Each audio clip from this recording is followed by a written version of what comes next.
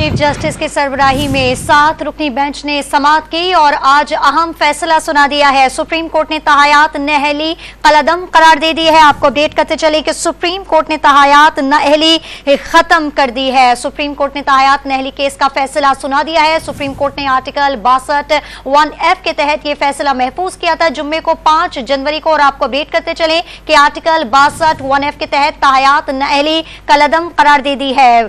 आपको अपडेट कर रहे हैं इस अहम खबर से कि सुप्रीम कोर्ट ने आर्टिकल 62(1)(f) की तशरीह का फैसला सुनाते हुए तहायात नाअहली खत्म कर दी है। सुप्रीम कोर्ट का कमरा अदालत नंबर 1 खोल दिया गया था जिसमें चीफ जस्टिस काजी फाइज ईसा की सरबराही में 7 रुकनी बेंच ने समाअत की थी और समाअत का जो फैसला था वो जुम्मे को 5 जनवरी को महफूज किया गया था जो कि सुनाया गया था। तहायात नहली केस का फैसला 5 जनवरी को महफूज किया गया था जो कि बराह रास्त नशर किया गया है। चीफ जस्टिस की सरबराही में 7 रुकनी बेंच ने समाअत की थी। आपको अपडेट करते चले इस हवाले से कि सुप्रीम कोर्ट ने तहायात नाअहली खत्म कर दी है। बात करेंगे ब्यूरो चीफ इस्लामाबाद इफ्तिखार शिराजी हमारे साथ मौजूद हैं। इफ्तिखार शिराजी, आगाह कीजिएगा।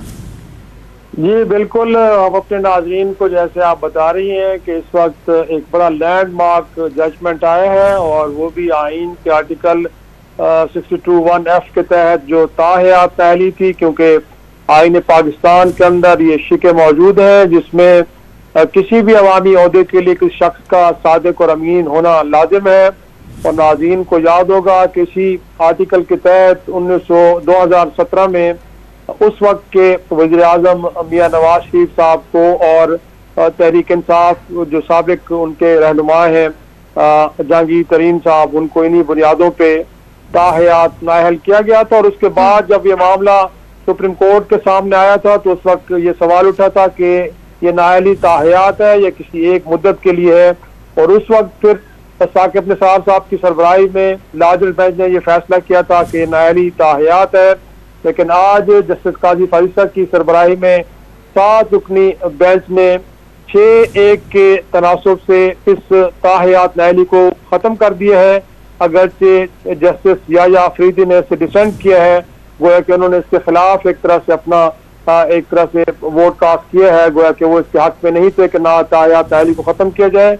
बहरहाल इस वक्त हम कह सकते हैं कि 62(1)(f) के तहत जो नाअहली है वो 5 साल की मुद्दत के लिए और इस हिसाब से साबिक वज़ीर आज़म नवाज शरीफ साहब और जहांगीर तरीन साहब के जो इस वक्त इस्तेकाम पाकिस्तान पार्टी के सरबराह हैं उन लोगों ने अब उनकी जो नाअहली ताहयात थी वो ख़त्म हो चुकी है और वो इलेक्शन लड़ने के लिए और किसी भी अवामी ओहदे के लिए अहल है। लेकिन एक बार अपनी जगह पे नई नज़ीर कायम हुई है, क्योंकि कॉन्स्टिट्यूशन के अंदर जो मुद्दत है उसका तयन नहीं किया गया था। तो ऐसे में PDM की जो 16 माह की हुकूमत है उस दौरान इलेक्शन एक्ट के अंदर जो तरमीम की गई थी उसमें 62(1)(f) के तहत जो मुअत्तली की मुद्दत है उसको 5 साल किया गया था। तो आज सुप्रीम कोर्ट ने वो जो इलेक्शन एक्ट के अंदर एक तरह से तरमीम है उसको ही दुरुस्त माना है। और साथ में ये है कि हम कह सकते हैं कि जो कॉन्स्टिट्यूशन के अंदर जो मुद्दत नहीं थी और उसको डिफाइन किया था सुप्रीम कोर्ट ने इससे पहले, उस डेफिनेशन को भी कलअदम करार दिया गया है। और समीउल्लाह बलोच का जो फैसला था एक तरह से आज अदालत ने उसको भी वापस ले लिया है और इस बात का एक तरह से कहा गया है कि साहब आप हमारे साथ मौजूद है।